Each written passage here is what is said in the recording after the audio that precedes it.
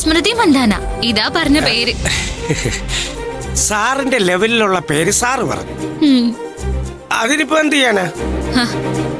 ചെടികൾക്കൊന്നും അങ്ങനത്തെ പേരിടാൻ പറ്റില്ല. കുട്ടി കുട്ടി പേരുകൾ വേണം.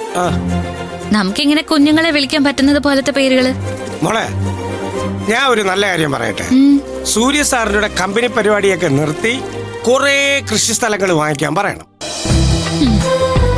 എന്നിട്ട് മോളെ കൃഷിക്ക് ഇറക്കാൻ പറയണം.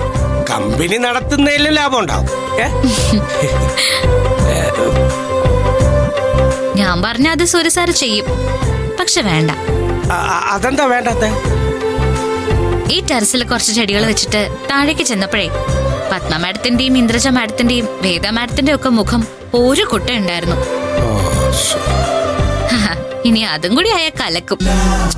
അതിപ്പോ ചെടി വച്ചാലും ഇല്ലെങ്കിലും അവറ്റകളുടെ മുഖം അങ്ങനെ തന്നെ ഇരിക്കും. അതിപ്പോ നന്നാക്കാനൊന്നും നോക്കണ്ട. അയ്യോ, മതി മതി മതി. അവസരം കിട്ടിയാലേ രാജവേട്ടൻ അങ്ങ് കാട് കയറും. പെട്ടെന്ന് അനച്ചാട്ടെ. ശരി, ഇവിടെ കുറച്ച് നനയ്ക്കാനുണ്ട്.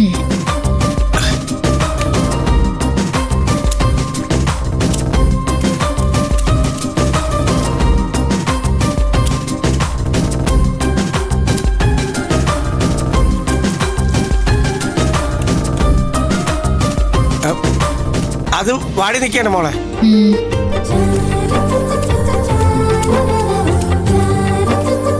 ഒരു ദിവസം ഇതെല്ലാം കൂടി നല്ല രീതിയിൽ പൂത്തും കായ്ച്ചു നിൽക്കും. അപ്പോഴാ നമ്മൾ ഈ ചെയ്തതിന്റെ ഒക്കെ ഫലം നമുക്ക് മനസ്സിലാവുക. അതൊരു വല്ലാത്ത കാഴ്ച തന്നെയാവും രാജേട്ടാ. അത് ശരിയാ.